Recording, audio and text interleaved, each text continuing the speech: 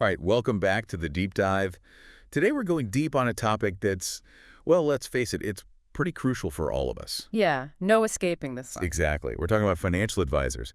It can feel like this massive, confusing world out there, right? Oh, absolutely. I mean, with all the investments and retirement planning and taxes, it's easy to feel lost. Like you're wandering through a financial jungle with no map. Perfect analogy. So that's where financial advisors come in. They're like your experienced guides, Yeah, right? yeah. Helping you navigate all the twists and turns and hopefully avoiding those financial quicksand pits.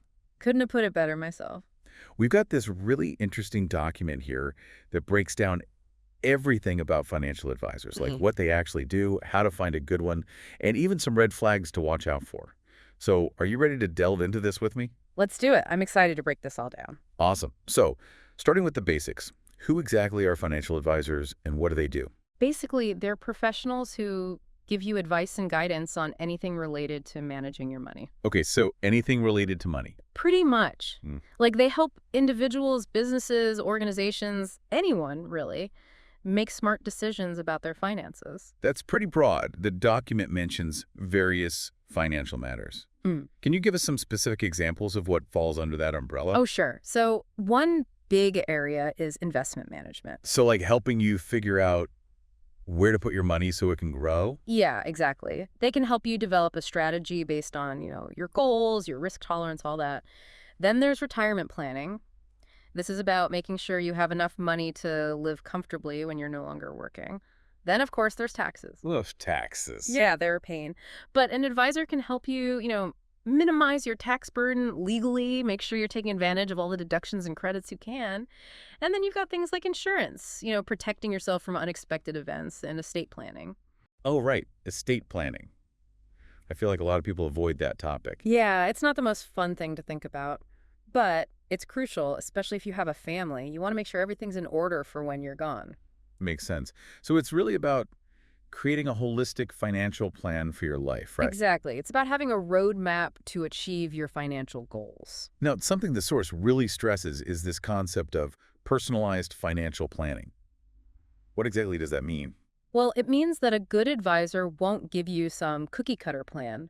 They'll take the time to get to know you, understand your individual goals, your risk tolerance, your circumstances, and then tailor a plan that's specifically for you. So like someone who's, say, 25 and just starting their career would have a completely different plan than someone who's 55 and thinking about retirement. Right. Their goals are totally different. Their time horizons are different. Their risk tolerance might be different. It's all very individualized. That makes sense. It's like getting a custom-tailored suit versus buying one off the rack. Yeah, that's a good way to put it. Okay, so here's a big question that I think a lot of people have. Mm. How do you know if a financial advisor is really looking out for your best interests and not their own? That's a great question. And it's where the idea of fiduciary duty comes in. Okay, fiduciary duty. Tell me more about that. So a fiduciary is legally obligated to act in your best interest, even if it means they might make less money themselves. Oh, that's reassuring. It is. It means they have to put your needs above their own. You should always, always make sure the advisor you're considering is a fiduciary. You can ask them directly or check with regulatory bodies. So how do financial advisors get paid? Like, what are the different fee structures? There are a few ways. Some charge an hourly rate, kind of like a lawyer. Others might have a fixed fee for a particular service. A common one is charging a percentage of the assets they manage for you. This is usually around 1%, but it can vary. So the more money they manage for you, the more they make. Right. And then there are advisors who work on commission. So they earn money based on the financial products they sell you. Ah, okay. So is that where those potential conflicts of interest come in? Exactly. You want to be careful with commission-based advisors because their incentive might be to sell you products that earn them the highest commission, even if those products aren't necessarily the best for you. That's tricky. So transparency is really important, right? Absolutely. Always. Always ask for a clear breakdown of all fees and commissions before you sign anything. Don't be afraid to ask questions. You're entitled to understand how your advisor is getting paid.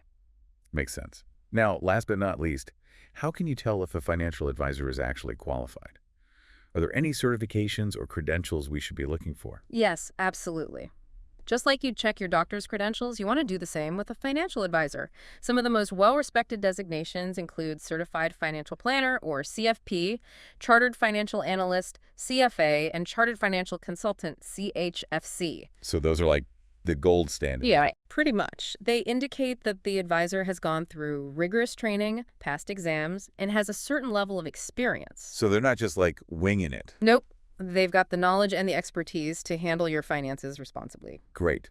So we've learned a lot today about financial advisors, from what they do to how they're compensated to how to make sure they're qualified. It's clear they can play a really important role in helping us achieve our financial goals. But I think the takeaway here is that it's vital to find an advisor who you trust, who understands your goals, and who's as committed to putting your needs first.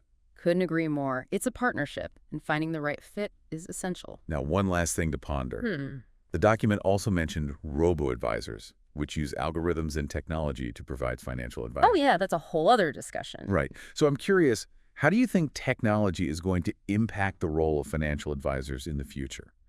What do you think? Will robots replace human advisors completely? That's the million-dollar question.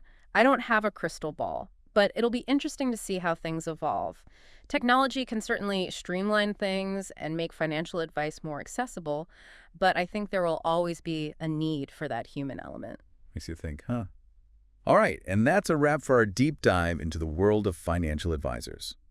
Hopefully you're leaving today feeling a little more informed, a little more empowered to navigate your own financial journey. Absolutely. Knowledge is power when it comes to finances. And remember, a financial advisor can be a valuable ally on that journey. But do your research, ask questions, and find someone who's the right fit for you. Until next time, happy exploring. Happy exploring.